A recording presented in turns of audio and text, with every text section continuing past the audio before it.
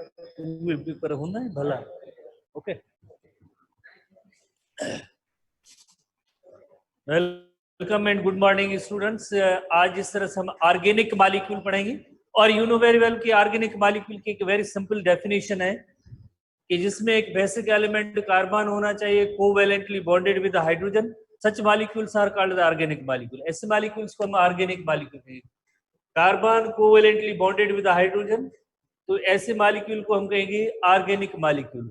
Organic molecule जिस तरह से C6H12O6, जिस तरह से ये कार्बोहाइड्रेट एक ऑर्गेनिक मॉलिक्यूल है, बट इसका कंपेयर जब आप इनऑर्गेनिक से करेंगे, इनऑर्गेनिक कौन से लाइक जैसे फॉर एग्जांपल इनऑर्गेनिक में carbon dioxide is inorganic, water carbon तो मौजूद है, हाइड्रोजन के साथ कोवैलेंट बॉन्डिंग नहीं है। इस तरह से यहाँ भी हाइड्रोजन मौजूद है बट कार्बन नहीं है, तो हम क्या कहेंगे कि ये सारे इनऑर्गेनिक है। ऑर्गेनिक की क्या डेफिनेशन होनी चाहिए? ऑर्गेनिक की डेफिनेशन ये होनी चाहिए कि बेसिक एलिमेंट कार्बन होना चाहिए, covalently bonded with hydrogen, such molecules are called organic molecule. ऐसे मॉलिक्यूल को हम क्या कहेंगे? Organic molecule. चैप्टर 1 के अंदर भी हमने ऑर्गेनिक मॉलिक्यूल की एक डेफिनेशन भी पढ़ी थी, यकीनन आपको याद है। उसमें हमने क्या पढ़ा था कि लाइक जितने भी लाइक बायो मॉलिक्यूल्स हैं मोस्टली ये ऑर्गेनिक इन नेचर होते हैं। ऑर्गेनिक मॉलिक्यूल्स ये बड़े मॉलिक्यूल्स होते हैं, इन्हें हम कहेंगे macro molecules. Macro molecules, macro लफ्ज की मीनिंग ये large, large complex molecule, complex molecule है बिकॉज ये किसके बने हुए? छोटे छोटे यूनिट्स के बने हुए, छोटे छोटे यूनिट्स के बने हुए, उन्हें हम क्या कहेंगे? मोनोमर्स। जैसे फॉर एग्जांपल हम ये एक प्रोटीन मॉलिक्यूल को देख रहे हैं, ये एक प्रोटीन मॉलिक्यूल है जो एक कॉम्प्लेक्स मॉलिक्यूल है, जो एक लार्ज मॉलिक्यूल है, जो एक मैक्रो मॉलिक्यूल है, ऑर्गेनिक मॉलिक्यूल भी है। किसके बने हुए? Proteins are composed of amino acids, amino acid के बने हुए। ये amino acid, amino acid, amino acid इस तरह से लिंक होते जाएंगे, तो यकीनन एक बहुत ही बड़ा मॉलिक्यूल मैक्रो मॉलिक्यूल बनेगा, लार्ज मॉलिक्यूल बनेगा, कॉम्प्लेक्स मॉलिक्यूल बनेगा। सीखेंगे दो टर्म सीखेंगे, एक टर्म होता है पॉलीमर और दूसरा टर्म होता है मोनोमर। Polymer, monomer. तो ये complex large molecule are also called as polymers. Polymers, poly की मीनिंग होती है मैनी। जहां भी बायोलॉजिकल साइंस में पोली लफ्ज इस्तेमाल हो उसकी मीनिंग ही मैनी होती है, मैनी। और meros refers to parts, parts units, यानी मैनी यूनिट्स के। यासिन साहब यार एक थोड़ा दरवाजा बंद कराइए, मुझे आवाज से।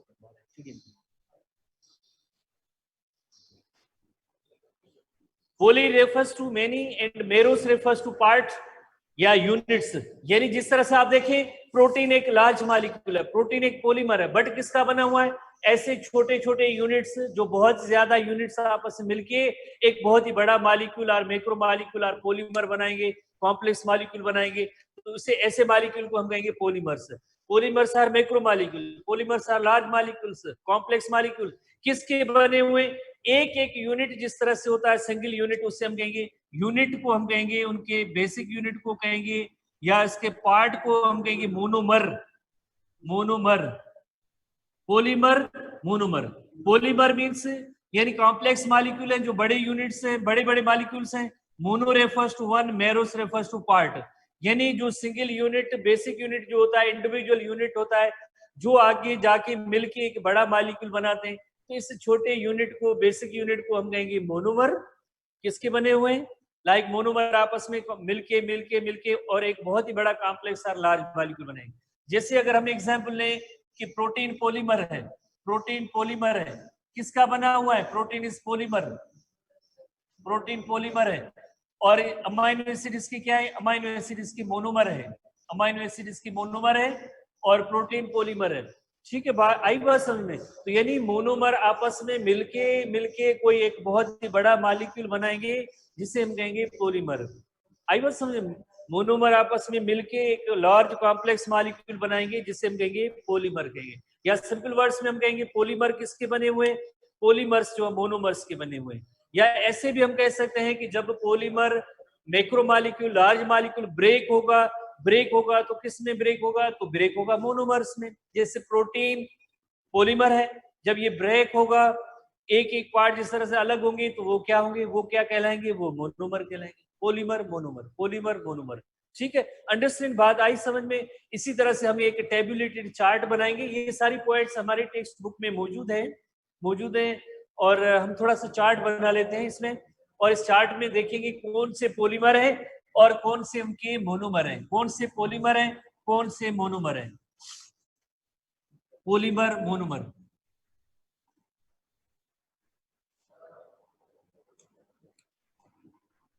ठीक है, चार्ट्स के जरिए हम इसको डिफाइन करते हैं कि कौन से पॉलीमर हैं मॉलिक्यूल और कौन से इसके मोनोमर हैं।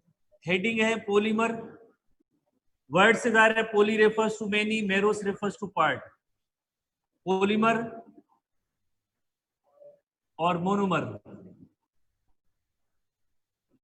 जैसे एक पॉलीमर है उसका नेम है पॉलीसेकेराइड, कार्बोहाइड्रेट का एक टाइप है पॉलीसेकेराइड, कार्बोहाइड्रेट का एक टाइप है जिसे हम कहेंगे, कार्बोहाइड्रेट का एक टाइप है। इसी टेक्स्ट बुक में चैप्टर 2 में इसी में हम पढ़ेंगे कार्बोहाइड्रेट्स, पॉलीसेकेराइड किसके बने हुए हैं, इनका बेसिक यूनिट होगा मोनोसेकेराइड, पॉलीसेकेराइड मोनोसेकेराइड। इसी तरह से दूसरा एक पॉलीमर है प्रोटीन, प्रोटीन पॉलीमर है, किसका बना होगा, मोनोमर का नेम होगा अमाइनो एसिड, अमाइनो एसिड। इसी तरह से एक और तीसरा पॉलीमर है, पॉलीमर को हम कहेंगे, इससे हम कहेंगे लिपिड, किसका बना हुआ है, इसके मोनोमर क्या है, फैटी एसिड्स प्लस ग्लाइसरोल, ये दो मोनोमर हैं, फैटी एसिड एंड ग्लाइसरोल। चौथा एक polymer nucleic acid, nucleic acid बड़े मॉलिक्यूल है, पॉलीमर है, किसके बने हुए, मोनोमर, मोनोमर का नेम क्या होगा, nucleotide, nucleic acids are composed of nucleotide. इसी तरह से हम कहेंगे ये लार्ज कॉम्प्लेक्स मॉलिक्यूल है, लार्ज है, कॉम्प्लेक्स है, या इन्हें हम कहेंगे मैक्रो मॉलिक्यूल है, जिन्हें हम कहेंगे ये पॉलीमर है, किसके बने हुए हैं, इनका जो बेसिक यूनिट होगा, जो बिल्डिंग ब्लॉक होगा, उससे हम कहेंगे मोनोमर। तो ये सारी पॉइंट्स हमारे टेक्स्ट बुक में मौजूद हैं, polymer monomer, polymer monomer, polymer monomer. या ऐसे भी हम कह सकते हैं, जैसे अभी हमने डिस्कस किया कि प्रोटीन जब ब्रेक होगा तो किसमें, अमाइनो एसिड में, या अमाइनो एसिड आपस में मिलकर क्या बनाएंगे, अमाइनो एसिड जो मिलकर आपस में प्रोटीन बनाएंगे।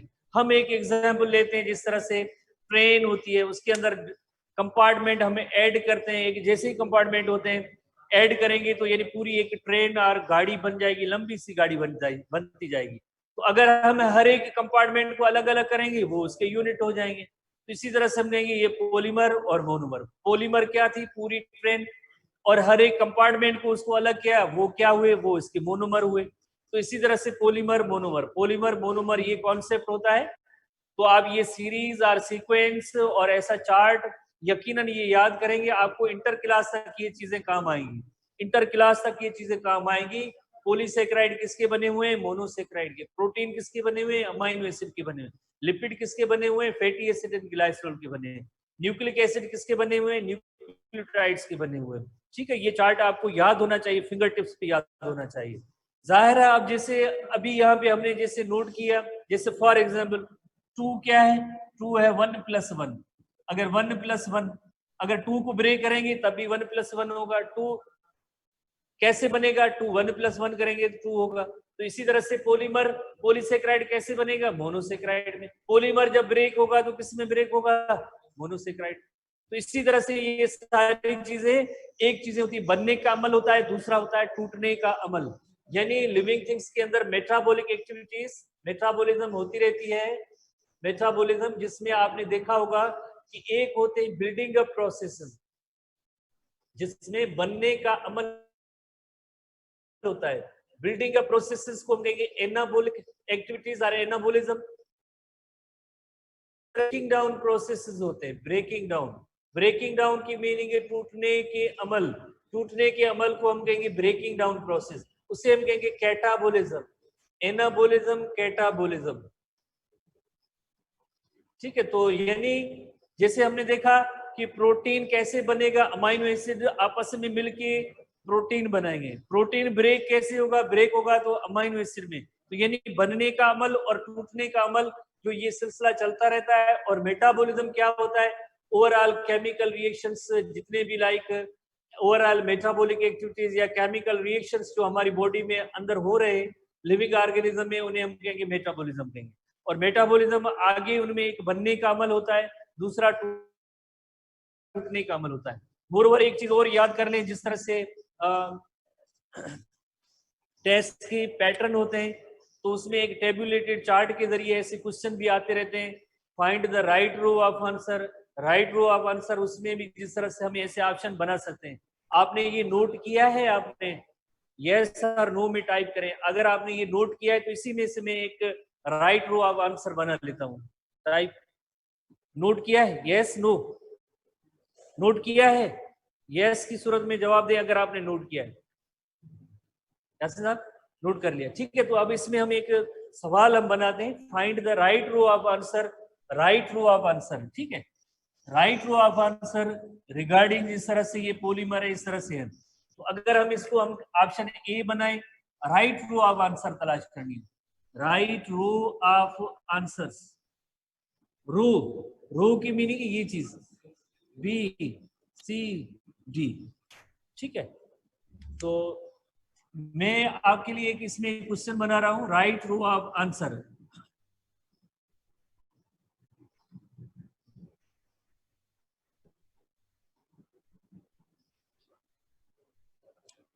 कौन सी राइट रो ऑफ आंसर हो सकती है? जैसे एक right row of answer lipid है, तो हम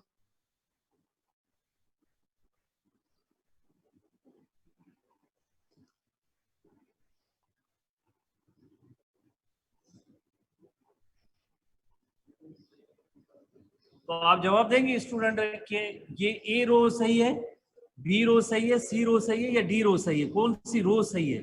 रो को आपको तलाश करना, find the right row of answer. इसमें कौन सा ऑप्शन सही है?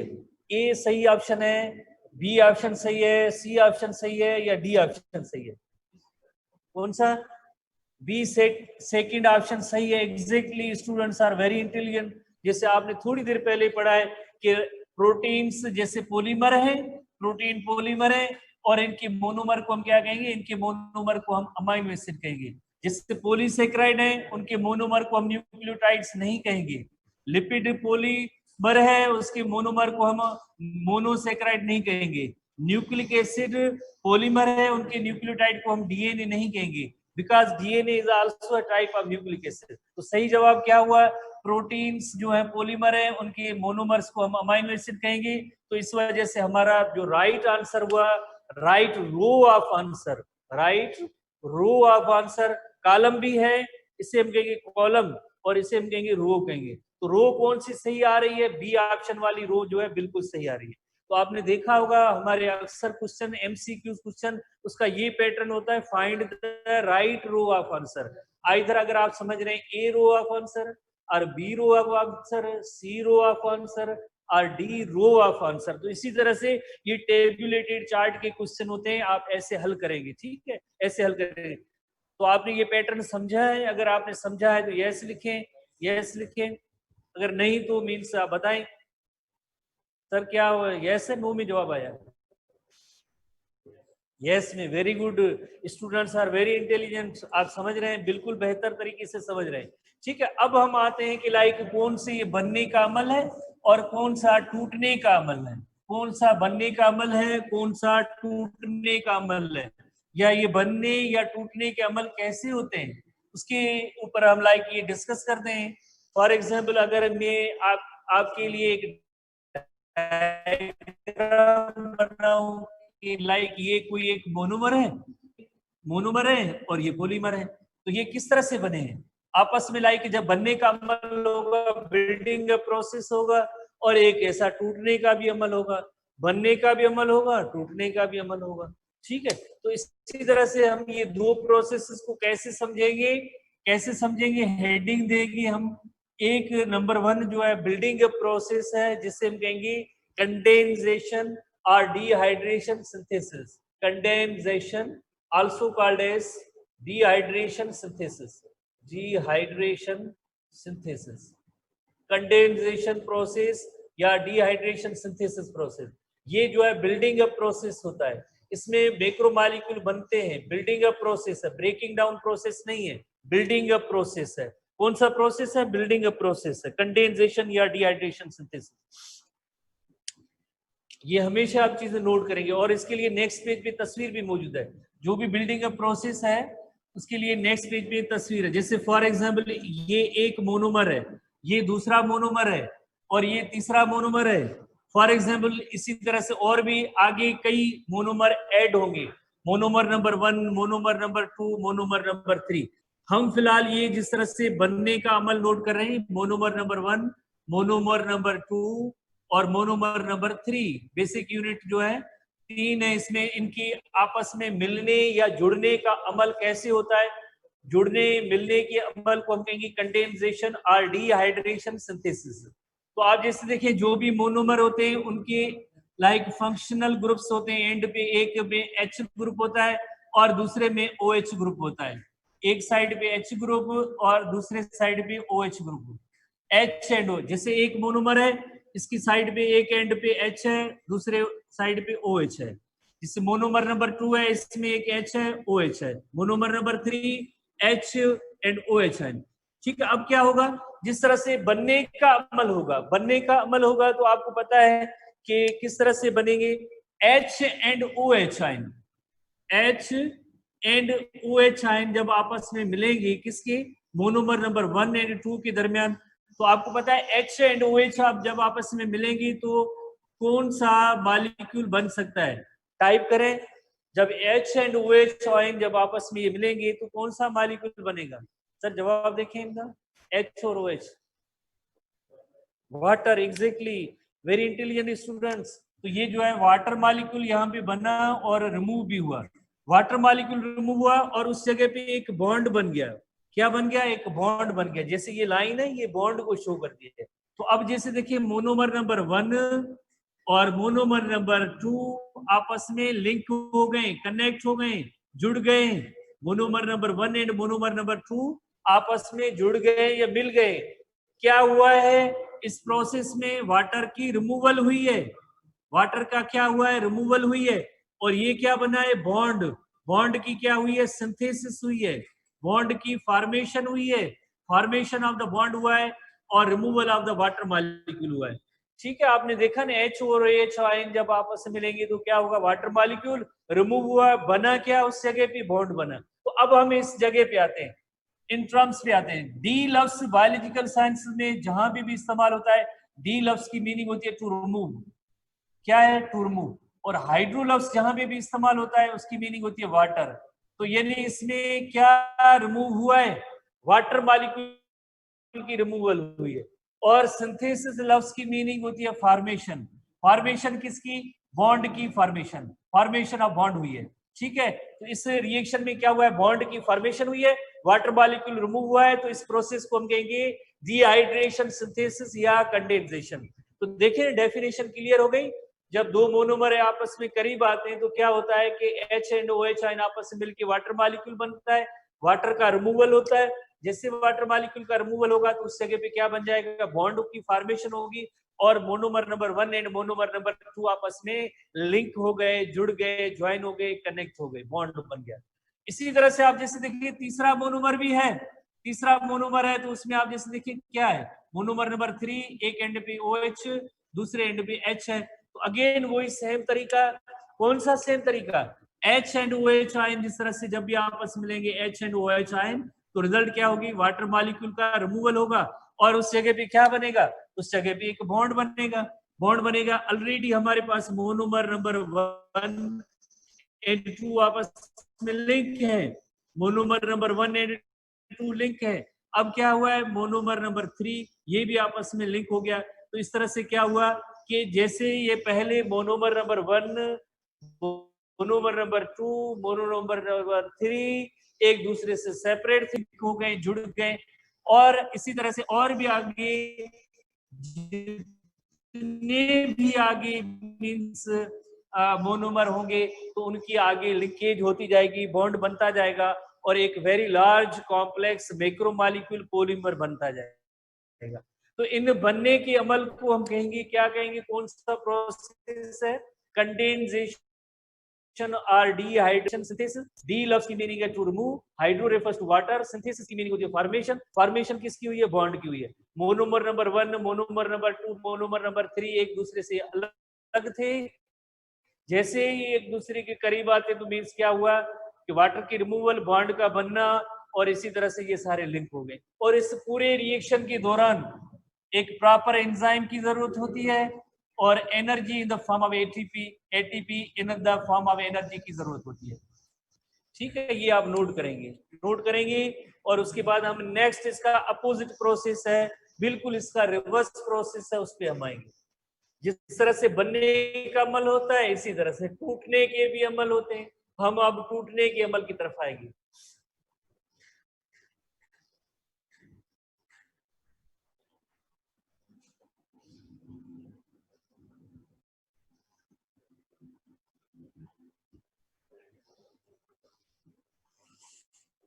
ठीक है, अब हम टूटने के अमल की तरफ आते हैं और उसे हम कहेंगे हाइड्रोलाइसिस। जो टूटने का अमल है उसे हम कहेंगे हाइड्रोलाइसिस।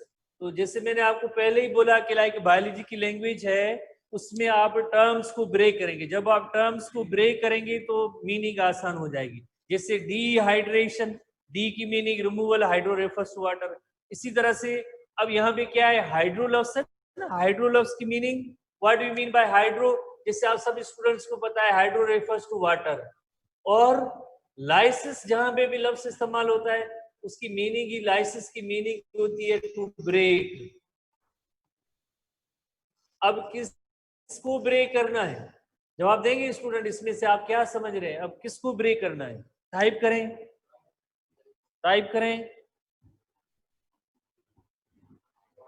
वाटर को ब्रेक करना है। क्या जवाब आ रहा है?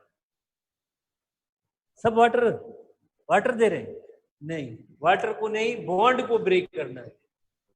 बॉन्ड को ब्रेक करना है। जिस तरह ये रिवर्स प्रोसेस, इसमें क्या था? बॉन्ड बना था, वाटर रिमूव हुआ था। अब इसमें क्या होगा? वाटर की एडिशन होगी, हम ऐड करेंगे और बॉन्ड की जो है ब्रेकिंग होगी, बॉन्ड की ब्रेकिंग होगी। जैसे देखिए ना, यहाँ पे क्या हुआ है? वाटर का रिमूवल, बॉन्ड का फॉर्मेशन। और यहाँ पे क्या है? वाटर की एडिशन हुई है, बॉन्ड की ब्रेकिंग होगी। तो इस अमल को हम कहेंगे हाइड्रोलिसिस कहेंगे। एक दूसरे से ये रिवर्स प्रोसेस है, अपोजिट प्रोसेस है। कैसे? जिस तरह से एक हमने फिलहाल जैसे हमने एक पॉलीमर बनाया है और उस पॉलीमर के अंदर जैसे थ्री मोनोमर्स है, मोनोमर नंबर 1, मोनोमर नंबर 2 और मोनोमर नंबर 3। ये थ्री मोनोमर है। अब इनको हमें एक एक करके अलग करेंगे, तोड़ेंगे। जैसे देखिए ना, कंडेंसेशन या डिहाइड्रेशन सिंथेसिस का रिवर्स प्रोसेस है। इसमें क्या होगा कि वाटर की एडिशन होगी और बॉन्ड की ब्रेकिंग होगी। यानी सिंपल वर्ड्स में हम कहेंगे to break by the addition of the water. Break इसकी, ब्रेकिंग बॉन्ड की। तो यानी जहां पे भी बॉन्ड है तो वहां पे वाटर हम ऐड करेंगे। जिस तरह से यहाँ से वाटर रिमूव हुआ था, अब इस बॉन्ड वाली जगह पे क्या होगा? वाटर को हम ऐड करेंगे। तो क्या हो सकता है? जैसे आपको पता है कि like H2O can break into OH and H ions. तो इसी तरह से क्या हुआ कि ये मोनोमर नंबर 1, 2 और 3 से अलग हो गया। किस जगह पे हमने अलग किया इसको अलग किया है by the addition of the, जिस तरह से वाटर को एडिशन किए किस जगह पे? बॉन्ड वाली जगह पे। तो देन वाटर मॉलिक्यूल किस में ब्रेक हुआ है? H एंड OH आयन में। तो अब ये मोनोमर नंबर 1 सेपरेट या अलग हो गया। अब हम क्या करेंगे? अब हम करेंगे जिस तरह से 2 एंड 3 की जगह पे लाइक जो बॉन्ड है उस जगह पे लाइक वाटर को ऐड करेंगे। इस जगह पे वाटर की एडिशन होगी, क्योंकि हमने 1 को तो सेपरेट कर दिया। अभी भी 2 और 3 को क्या है? 2 एंड 3 जिस तरह से एक दूसरे से लिंक्ड हैं, तो अब इनको कैसे ये अलग हो सकते हैं? जैसे हमने ये पहले 1 तो अलग हो चुका है, अब 2 एंड 3 की बारी है। तो यकीनन वही सेम प्रोसेस क्या है? वाटर ब्रेक होगा किसमें? OH आयन में एंड H आयन में। और इसी तरह से जो तीसरा मोनोमर है वो भी अब अलग हो गया। किस वजह से? बिकॉज ऑफ यहाँ पे एडिशन ऑफ द वाटर। अब देखिए, मोनोमर नंबर 1 अलग हुआ, मोनोमर नंबर 2 भी अलग हो गया और इसी तरह से मोनोमर नंबर 3 भी अलग हो गया।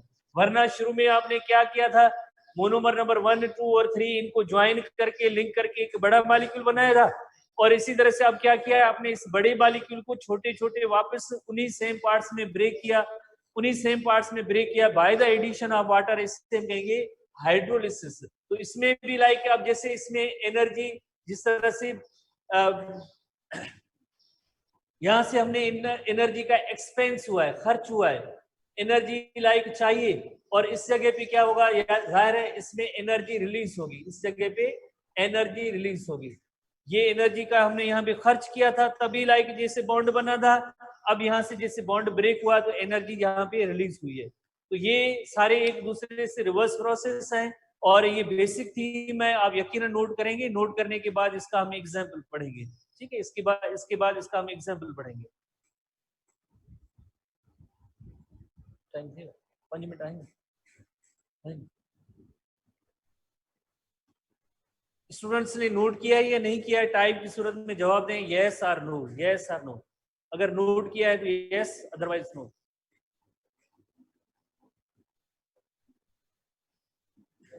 यस, वेरी गुड, आपने नोट कर लिया। इसी तरह से हम नेक्स्ट चलेंगे कि इनकी एग्जाम्पल क्या है।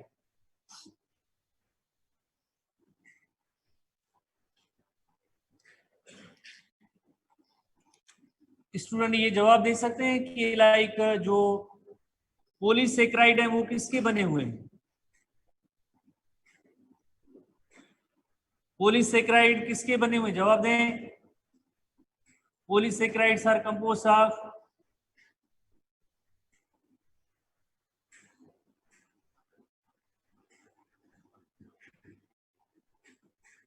polysaccharides are composed of,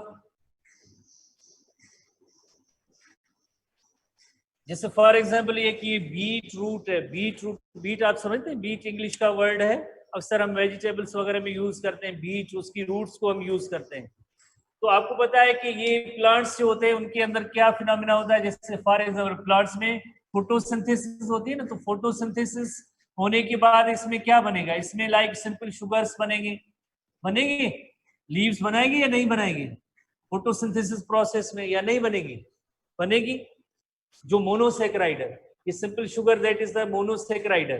अब क्या होगा कि जाहिर है ये इसमें जो फूड बनाने का अमल जो है कहाँ पे हुआ है, फूड बनाने का अमल मैन्युफैक्चर किस जगह पे हुआ है, लीव्स में हुआ है। तो आपको पता है कि प्लांट्स अपनी डेली एक्टिविटीज करेंगे नहीं करेंगे, जिसमें मेटाबॉलिक एक्टिविटीज होंगी तो उसमें ये फूड एनर्जी में भी इस्तेमाल होगा, थोड़ा बहुत इसका फार्म होगा वो बच भी जाएगा, थोड़ा बहुत बच भी जाएगा। जैसे फॉर एग्जांपल किसी पर्सन की सैलरी जो है वो 30,000 है, उसमें पर मंथ उसके 20,000 खर्च है और 10,000 क्या होगी, उसकी बचत होगी। इसी तरह से उस बचत में जमा करके कोई दूसरी चीज भी ले सकता है, कई चीजें जो अपनी लाइक सेविंग को उसमें रख सकते हैं, और जब भी जरूरत पड़ेगी तो उसी चीज को बेच के दोबारा से पैसे आ सकते हैं। इसी तरह से ये जो शुगर मॉलिक्यूल जब एक्सेस में बने थे, इजाफी बने थे, तो कहाँ चले गए, रूट के अंदर ये स्टोर हो गए। स्टोर हो गए तो किस सूरत में, स्टार्च की सूरत में, जो एक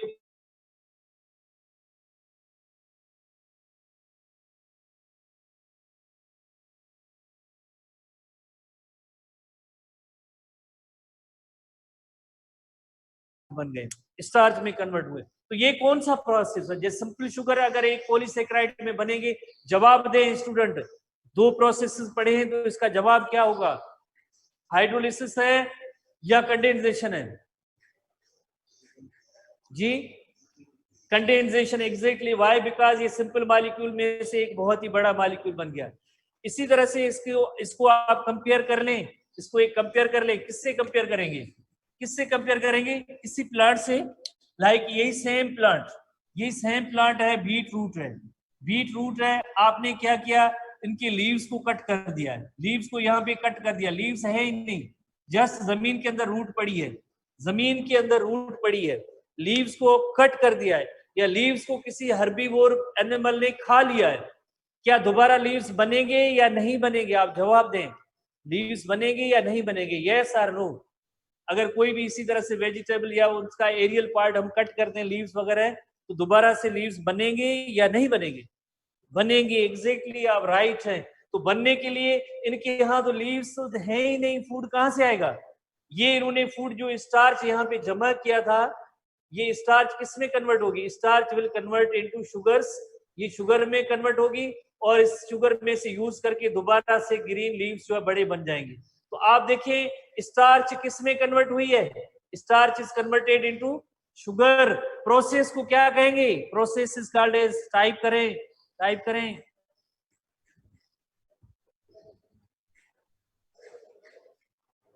हाइड्रोलाइसिस। एग्जैक्टली, ये तो कौन सा प्रोसेस हुआ? हाइड्रोलाइसिस हुआ, बिकॉज ये स्टार्च जो पॉलीसेकेराइड जमा था वो ब्रेक हुआ किसमें? सिंपल शुगर में। तो लाइक ये कौन सा अमल हुआ?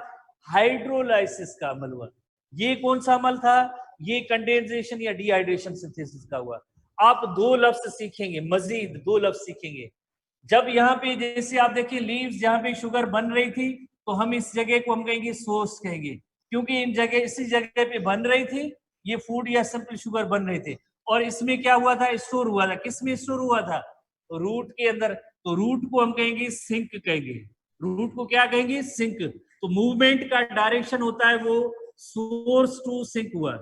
सोर्स क्या? सोर्स जिस तरह से ये जिसमें शुगर बनी, सिंक क्या? जिसमें ये शुगर जो है स्टोर हुई। तो मूवमेंट का डायरेक्शन क्या हुआ? सोर्स टू सिंक हुआ। तो आप स्टूडेंट्स इसमें बताएंगे कि आइदर ये रूट सोर्स है या लीव्स सोर्स है। इस कंडीशन में रूट सोर्स है या लीव्स है? मैं सोर्स का पूछ रहा हूं कि सोर्स क्या है, सोर्स रूट है या लीव है? जस्ट एक ही जवाब दे, आइदर लीफ या रूट। टाइप करें, सोर्स क्या है? सोर्स रूट है। एग्जैक्टली आपने सही जवाब दिया, क्योंकि लीव्स तो थे ही नहीं, इसको हमने कट कर दिया या किसी ने खा लिया। तो अब क्या था? सोर्स जो ये जो स्टार्च जमे थी, अब ये किस में कन्वर्ट हो गई? शुगर में। तो अब इस कंडीशन में रूट इज द सोर्स और लीव्स क्या है? जहां पे शुगर का इस्तेमाल हुआ है या यूज हुआ है या स्टोर होती है, दैट इज कॉल्ड सिंक। तो यानी source can be converted into sink and sink converted into source. Leaves जो सोर्स थे वो सिंक रूट में, या यहाँ पे आप देखिए सोर्स रूट हो गई और लीव्स क्या हो गए? सिंक हो गए। ये सारी चीजें हमारे टेक्स्ट बुक में लिखी हुई है। कहाँ लिखी हुई है? टेक्स्ट बुक में। इसी तरह से एक आखिरी हेडिंग है, ये तो हुआ चलो प्लांट्स का सोर्स एंड सिंक। अब हम एनिमल्स की तरफ आते हैं। अब हम किस तरफ आते हैं? एनिमल्स की तरफ आते हैं। जैसे वी ह्यूमन बीइंग, हम अपना एग्जाम्पल लेते हैं, अपना एग्जाम्पल लेते हैं। क्या एग्जाम्पल लेते हैं? जैसे फॉर एग्जाम्पल आप यकीनन खाना तो खाते होंगे, खाना खाते होंगे, फॉर एग्जाम्पल खाना खाते होंगे, जैसे रोटी है ना, ब्रेड आप खाते हैं, तो इसके अंदर होता है स्टार्च होता है। या जिस तरह से कोई पर्सन जो मीट या गोश्त खाता है, तो इसके अंदर, या जो पल्सेस या दालें खाता है, तो इन पल्सेस या दालों के अंदर क्या होता है? इनके अंदर प्रोटीन होता है। जो हमारा फूड है, खाना है, उसमें जैसे ब्रेड है तो उसमें स्टार्च मौजूद है, और ये जो मीट या पल्सेस दालें खाते हैं तो उसमें क्या है? प्रोटीन है।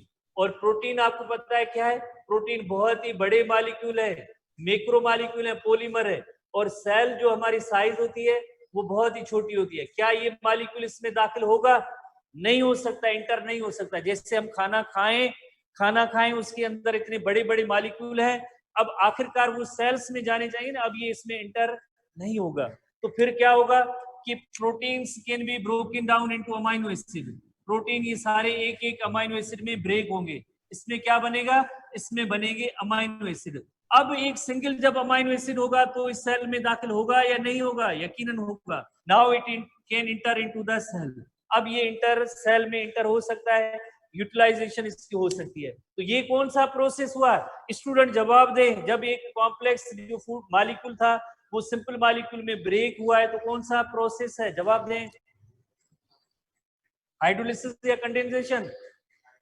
हाइड्रोलाइसिस। एग्जैक्टली ये हाइड्रोलाइसिस है। यानी हमने जब डाइजेशन की प्रोसेस के दौरान फूड की जैसे डाइजेशन की, तो इसमें ये हाइड्रोलाइसिस का प्रोसेस है, ये हाइड्रोलाइसिस का प्रोसेस है। इसी तरह से फॉर एग्जांपल ये हमारा सेल है, सेल के अंदर जिस तरह से काफी सारे अमाइनो एसिड आके जमा हो गए, ये भी अमाइनो एसिड, ये भी अमाइनो एसिड, ये भी अमाइनो एसिड, ये भी अमाइनो एसिड, ये भी अमाइनो एसिड। इसी तरह से इस सेल के अंदर इन्हीं अमाइनो एसिड की कॉम्बिनेशन से एक प्रोटीन मॉलिक्यूल बना जो रिक्वायर्ड था। तो ये इन्हीं अमाइनो एसिड में प्रोटीन मॉलिक्यूल बना, ये अमाइनो एसिड थे और इसमें से एक प्रोटीन मॉलिक्यूल बना, तो इस अमल को क्या कहेंगे? कंडेंसेशन। इस प्रोसेस को हम कहेंगे कंडेंसेशन। तो यकीनन ये आपने दोनों लफ्ज नोट किए, कंडेंसेशन क्या है, हाइड्रोलिसिस क्या है। ठीक है, तो यहाँ पे कौन सा प्रोसेस है? Sugar is converted into starch, ये कौन सा प्रोसेस? हाइड्रोलिसिस है कंडेंसेशन? हाइड्रोलिसिस है कंडेंसेशन? जवाब दें, ये कौन सा प्रोसेस है? कंडेंसेशन है, एग्जैक्टली ये कंडेंसेशन प्रोसेस है। और ये कौन सा प्रोसेस है जिसमें starch is converted into sugar? ये हाइड्रोलिसिस प्रोसेस है। इस प्रोसेस को हम कहेंगे हाइड्रोलिसिस। इसी तरह से बनने के और टूटने के अमल जारी होते हैं, और बाकी हम नेक्स्ट पढ़ेंगे। Thank you. आप घर से पढ़ के आना। 15 मिनट का ब्रेक है, 15 मिनट का ब्रेक है, उसके बाद नेक्स्ट।